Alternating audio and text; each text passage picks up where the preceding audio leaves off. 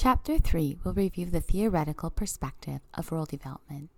For this chapter, please familiarize yourself with the chapter's objectives. You should be able to explain structural functionalist and symbolic interactionist theories and how theories influence role adjustment. Define reference groups and distinguish between normative, comparison, and audience groups. Evaluate role-taking and role-making in the workplace and explain the role socialization in these processes. Apply the skills acquisition model to nursing. Describe setbacks experienced by new role acquisition and justify the need for anticipatory socialization during the educational process. Discuss challenges to socialization in the advanced practice nursing role and to distinguish stress and strain.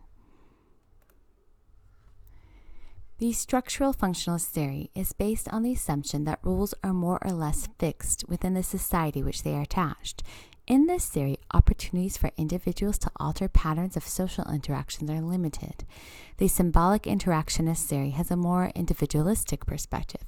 People do not merely learn responses, but organize and interpret cues in the environment in which they choose to react. The structural functionalist theory, the individual is basically held under the society. All situations arise because they feel a social need. For example, think of the division of labor in the hospital. Within the healthcare delivery system, there are divisions of labor, even reordered roles such as technologists, technicians, associates, and assistants. In this theory, the individuals subordinate their will to the social order. In this theory, society norms will affect the behavior. So basically, the roles in the hospital are a byproduct of the needs of the society. A debate exists about fixed norms of a society and the individual's perception of these norms. Think of an immigrant family whose children are schooled in the United States and socialized in this culture. Are there new ways accepted in the home? So apply this to your clinical practice as a nurse practitioner. Do you feel confident in establishing a new behavior in your current employment situation? By changing roles, you are feeling a new need in your society structure. But how might your old position in the hospital affect your new role? When I think of my new role, becoming a delivering provider for becoming a nurse, there of course was some strain. Becoming the person who administers medications and the person who fills orders to the person who makes the orders is different. So when I first changed from a nurse to a delivering provider, one of the things I did is I was very strict on my own roles. I made sure to always stay within the provider role so that I could reestablish myself within this structural functional theory. Basically, I made sure that I kept within the new role set by the structure of the organization which I worked. So what does that look like It looks like instead of quickly putting in an IV, making sure to put an order for an IV and having the nurse do it, not quickly grabbing labs, but having the nurse grab labs so that I am working and functioning within the structure of the society to have my new role. Now, to be honest, once I kind of established myself as a provider and I've been in practice for 7 years, I felt more comfortable being less strict on these rules because I was already seen in the new perspective as a provider. So now I'll quickly set an IV and I maybe grab labs to help. But initially I didn't. I think it's very important as you make that transition from your nursing role to your provider role that you don't fall back onto the role of being a nurse, that you establish those boundaries, and over time it will become easier. But use this theory to think about it as you need to function in the structure of the hospital and in your new role. So make sure that you are functioning in the way that your role is outlined. So doing the division of labor that your role necessitates and not falling back onto an old division of labor. So let's compare the structural functionalist theory to the symbolic interactionist theory. The symbolic interactionist theory emphasizes the meaning that symbols hold for individuals in the process of role development. In contrast to the structural functionalist theory, it doesn't focus on the ways that the structure of the organization holds someone back. This role is an adaptation to the social environment and results of the interaction of individuals. So basically, in this model, symbols are essential. They must hold the same meaning to all individuals in the group, though, to have that type of power and to be that essential. In this model, self-identity is shaped by the reflection appraisal of others, and others' self-perception should be congruent with the way we see ourselves. So example, this one has a lot more leaning on how we individually, how the members of a group interact. And for this to work, you have to see yourself in the light, like how others see you and how you see yourself should have some congruency. So for example, when you think about, it's a little different. Let's go back to the example of that changing from a nursing role to the nurse practitioner role. In the structural functionalist theory, we talked about just the divisions of labor, what the nurse does and what the NP does. And using that theory, you would make sure to not change your divisions of labor, helping you have the new role. But in this theory, this is going to be like a vision of basically how we interact together as a staff and the symbols we see. So when I think about my change in roles within this theory, I think about how mostly starting to take on a higher level of responsibility and delivering babies was more symbolic of a role change, not the division of labor actually. And when I think about this role and my new and changing roles as a nurse at labor and delivery to a midwife at labor and delivery, I feel like it is a process. Overnight, the way other people see you and the way you see yourself don't become congruent. So this happens through delivery after delivery, right? When you're with your nursing staff who used to see you as a co-nurse, and now you're delivering, when you have an exceptionally hard delivery and you all work together and you start to see yourself as the provider and they see you as the provider, this congruence in your social interaction will create that change in the role. So view this role as very, very dependent on your interaction with others and also symbolic. We're going to talk a little bit about groups. A reference group will convey a standard of behavior norms, such as values and attitudes and skills. Let's discuss several types of reference groups. First, think of normative groups. They set the standards, expectations, and they basically will punish or reward with your degree of compliance to the norms of the group. So I can't help it. I always think about organized religion when I think about a normative group, right? The more adherence you are to the group's beliefs, the more you're rewarded within the group, probably through positions. And then the more you don't adhere to the group, the more you probably be punished with the group. And that could be through any disciplinary action of a set religion. So those are a great example of normative groups. A comparison group is interesting because it sets its own standards, and it only becomes a comparison group when it is accepted by a group to be a comparison group. So a good example of this is if your current hospital decides that they want to become a magnet facility, then they look at the structure of a magnet hospital as a great comparison group to reach for. Now, if your hospital actually doesn't really care about magnet and they don't want to increase the education of nurses, and they don't want to increase the staffing model, then a magnet hospital is no longer a comparison group for that hospital because they didn't pick it, right? They're not looking at that group and they're not making changes based on that group, so it's no longer a comparison group. So the comparison group's key element is that the group who's looking at it wants to compare themselves and make those changes based on the differences that they're seeing. Now, an audience group is kind of a collective group whose attention of an individual you're trying to attract. So think about it as being the actor on stage. You want the attention of the audience. The audience group will hold certain values, but does not demand compliance. So there's kind of some social norms that aren't set by the organization as having to be done. So I was thinking about an audience group at my work.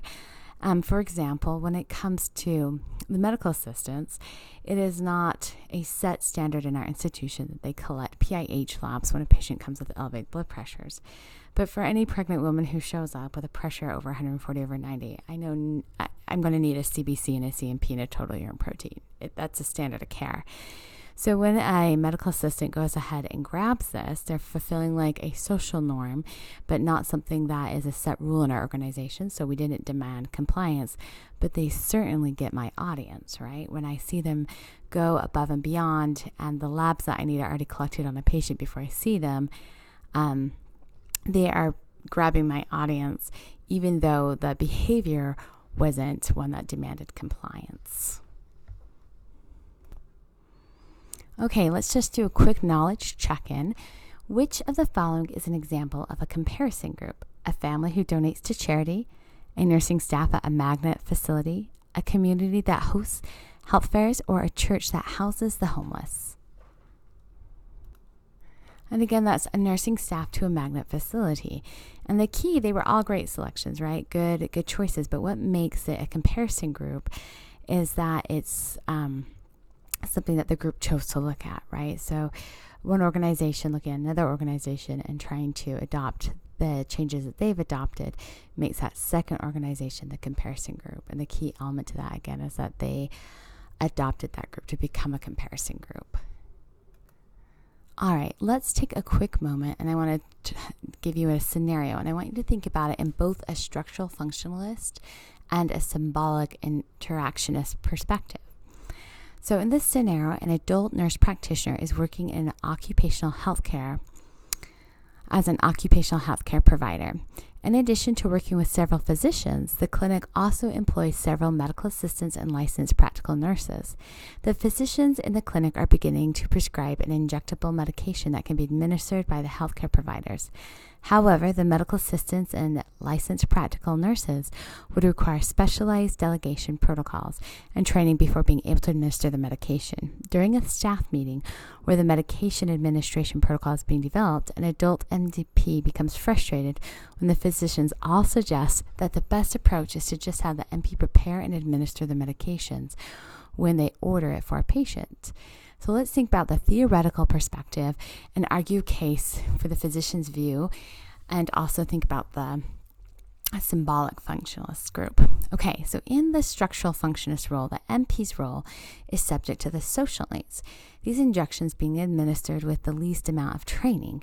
This role would argue for the MP to administer the medication. But in the symbolic interactionist theory, they would argue that the role of administering medication is symbolic as a nursing role versus a provider role.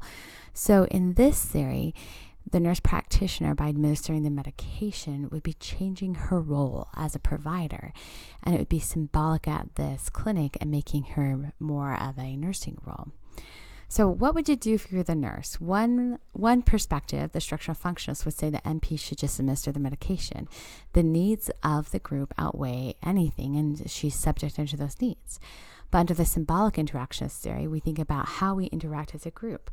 Would the dynamics in this clinic change when the nurse practitioner is now in charge of ordering and administering medications? Does she change from the provider role to now a nursing role because she's symbolically changing her delegation of work? So what would I do in this situation? And to be honest, I have had some similar situations like this. So in this situation, I would combine both perspectives. And I find the truth when it comes to how you should be as a provider, I think both perspectives, when they come together, give you a better approach.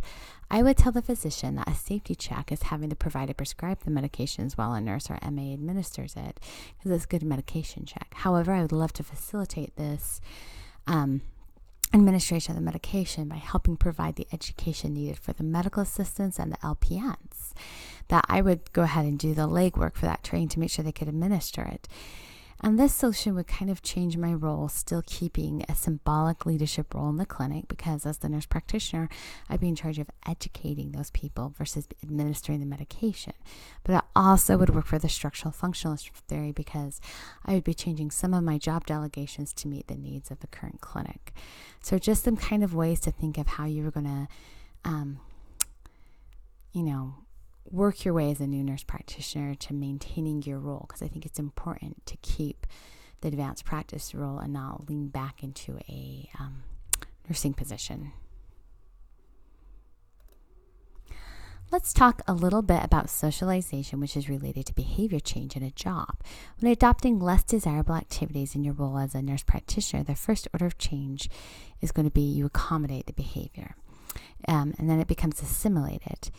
And when it becomes an integral part of the role, you've assimilated it, and that is second order change. So first order changes are behavioral shifts, but they're not permanently desired. The second order changes are permanent attitude shifts that cause the new behavior.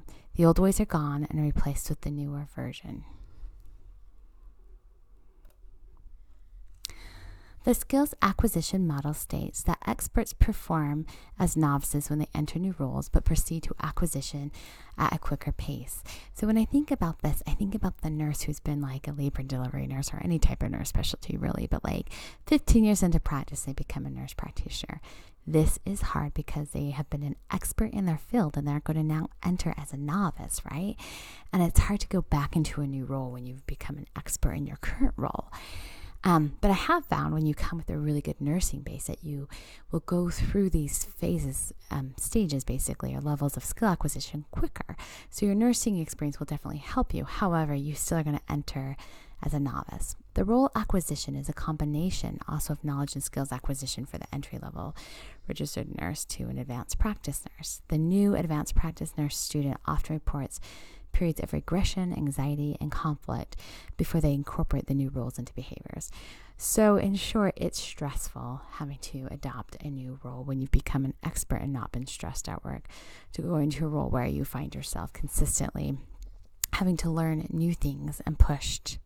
So there's 5 levels of skill acquisition. You start as a novice, you go to advanced beginner, you become competent, proficient, and then finally end at an expert. Movement from accommodation to assimilation, first order change to second order change, is from experience and opportunity to apply both practical and theoretical knowledge.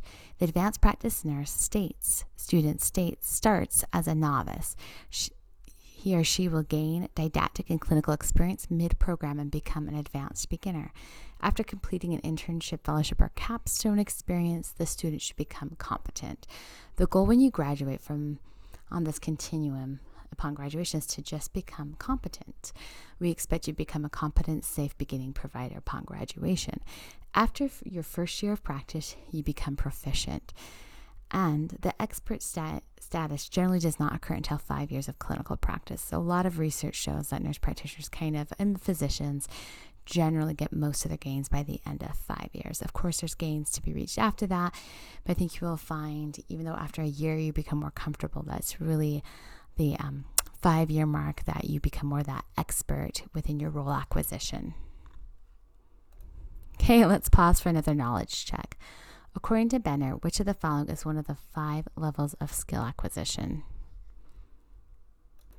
Okay, and let's just review those 5 skills that we just talked about. And of course, the answer to this question would be advanced beginner. There are new challenges with the new role expectations. Think of an advanced practice nurse on the first day of class. Socialization can help the advanced practice nursing students be successful with these new expectations, or it can become a detriment. So anticipatory socialization during training is one of the ways to help the novice provider become more successful in practice. One thing as a clinical instructor I've noticed is that socialization can be key to student success.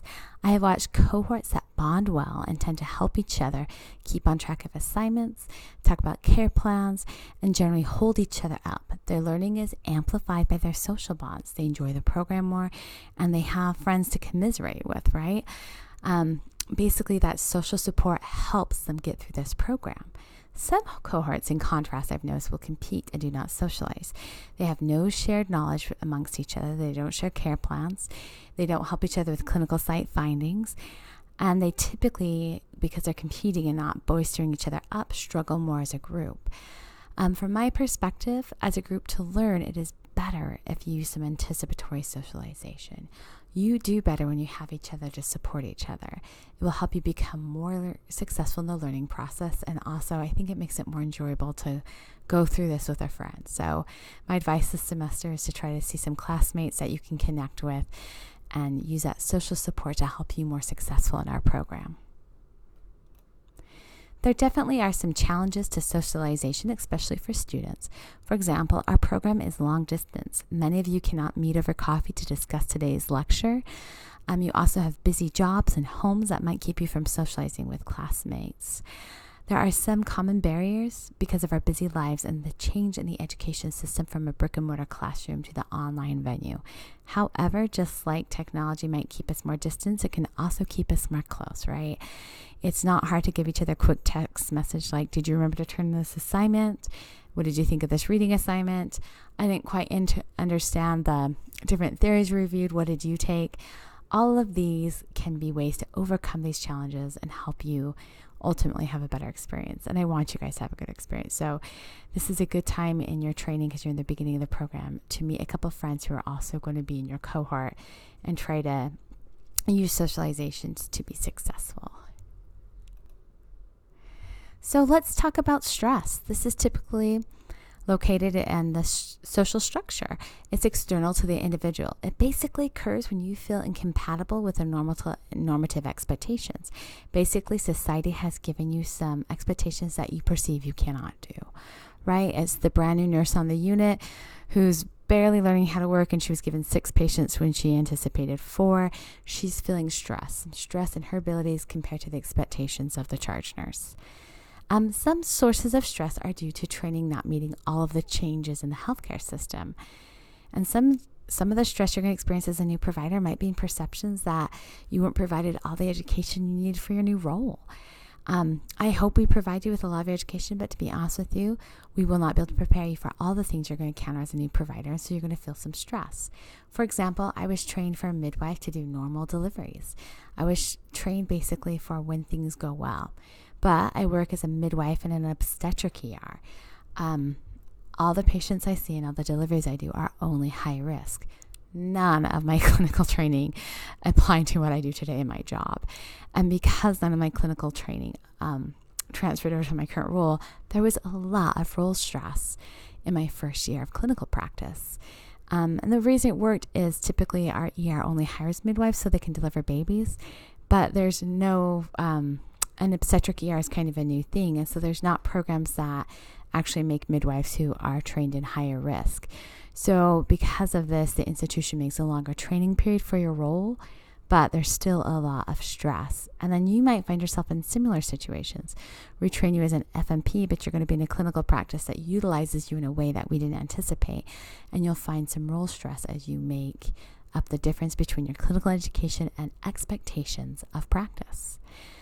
Other sources of stress are new technology, complementary therapies that you may not have been trained for in your training, norms in healthcare, divisions of labor, sometimes just having too many patients, right? Healthcare is a busy field and they need to make more money with diminishing reimbursements. So you might find yourself, like my first clinical position was at Planned Parenthood. And when I was a student, I typically saw about 15 patients in a day. And my first day as a provider, I saw 40. That was a lot of role stress. I had never seen that many patients. And I remember coming home from clinic and falling asleep at the dinner table because I was so tired. So we're going to discuss a little further on how to deal with that stress, but I would expect your first year, even with our best training, to have some role stress. Let's talk a little bit about some different stresses that you may see. One is role ambiguity. This is where there's a vagueness or lack of clarity of your role expectations. Think about this as a job where they don't really tell you what they want you to do, which would cause, of course, some stress. Role conflicts. Your expectations seem incompatible with each other. Role incongruity. So this is like a poor fit between the provider's ability and the role requirements. So think about this as if your provider had bad hand skills and you were in a trigger, maybe like a clinic that did a lot of trigger point injections or had a lot of hand skills. This isn't the right job for you, right? Role overload, too much expected in the time available. So I think my first clinical job at Planned Parenthood, that definitely had a lot of role overload. Role underload. The role expectations are minimal and underuse your abilities of your provider. So think about getting all your NP education and then you work at a clinic and they just want you to take intakes and you're not actually working in the provider role. That would have some strain. Role overqualification. Think about that you as the occupant have way more skills and exceed the need of the role. And then role underqualification. This would be where you lack the necessary resources to perform the role. And then role transition. This is just the transition to a new role. There's always stress as you're going to change from the nursing role to an advanced practice role. Let's talk about role strain and some of the stresses you may experience in your new role as an advanced practice nurse. You'll find yourself in work situations you have spent several years preparing for, and then when you start clinical practice, despite the amount of training, you may find you do not feel prepared for the new role. This creates the role strain. I think of all new providers are going to experience this type of role strain and experience this phenomenon. All the training in the world, we cannot prepare you enough for this change in your role. Role strain occurs as the new graduates needing to gain new skills and routine mastery along with social integration. They learn to get along with the new group and they are taught how to work and behave. So think about this new graduate as having to master all these new skills, get along with their coworkers, and learn the social norms of the group to get along well. So, and when you think about our original theories we talked about with social in the very beginning, with the frameworks, when you think about the structural and functionalist theory, the new provider is having to have the needs of the facility tell them what their role is. And then they're also having to have a symbolic interactionist. So they're having to see what this group views as important and get along socially. So you're doing both, right? You're having to have both the new roles and also some new social expectations. And these differences between the actual needs of the group causing the structure of your job and also the social and the symbolic part of the job is a lot to integrate together. You learn to get, so basically if you think about this, a couple things can occur with that. And one of the things I think about is new graduates often have what I call moral outrage. And this occurs when you feel kind of betrayed by both your teachers and your employers, right? We told you could practice a certain way and you're not always allowed to. And then in your current practice, you're not allowed to practice how you wanted to. And then you kind of might feel like as instructors, we didn't tell you what you'd really have to face out there. And I feel like a certain degree of moral outrage, to be honest, is always going to be normal within your first year of practice. We're going to teach you the gold standards of practice, and you're going to be in a clinic that says we can't afford that test, and you're going to have to do this test that's not the current standard of practice, and you'll find yourself maybe not practicing the medicine you thought you would. And then you also might find on the other side, you'll be in a clinical situation where they say, this is a better practice method, and you're thinking, why didn't my teachers teach me this in school? So I think that type of moral outrage is kind of normal in beginning practice. So let's talk a little bit about how nursing students may manage their role strain. There's not a simple solution to manage all of the strain, but I do think there's some good habits that can help you get through that first year of practice and then that subsequent 5 years of practice. First of all, use distance therapeutically.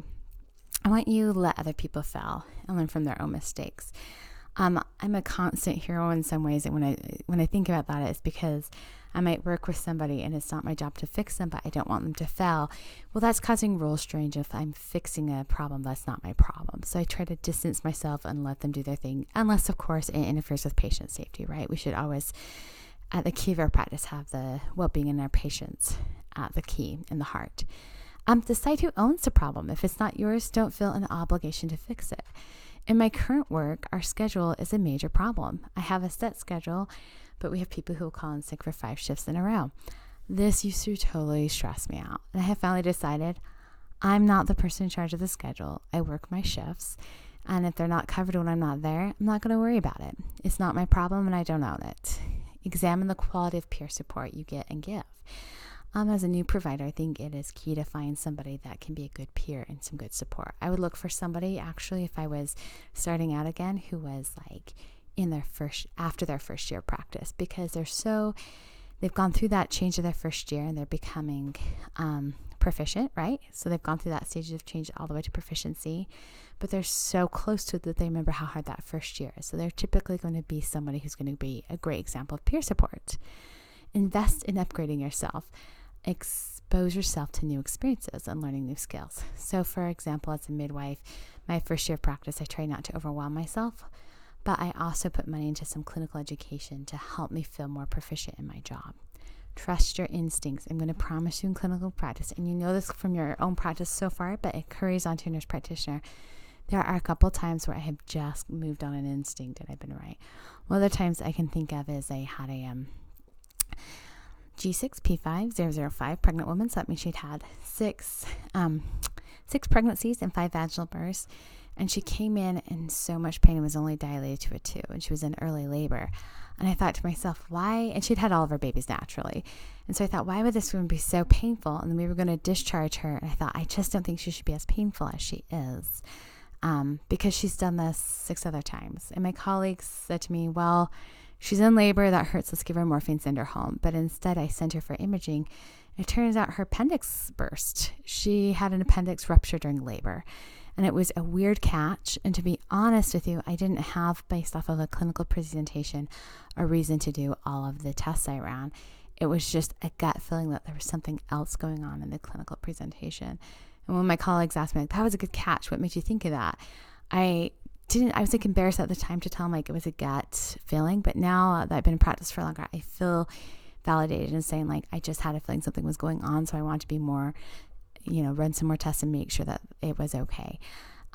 So trust your instincts. You got this far with some instincts. I say keep doing it. And then make contact with your feelings about situations. Even now, I'm 7 years into practice. There are times where I have a really hard shift and I need to kind of contact those feelings. And then for me, I do this by having like a good talk with a friend, right? So I have, when you think about some of the ways to deal with role strain, having a colleague you can talk with.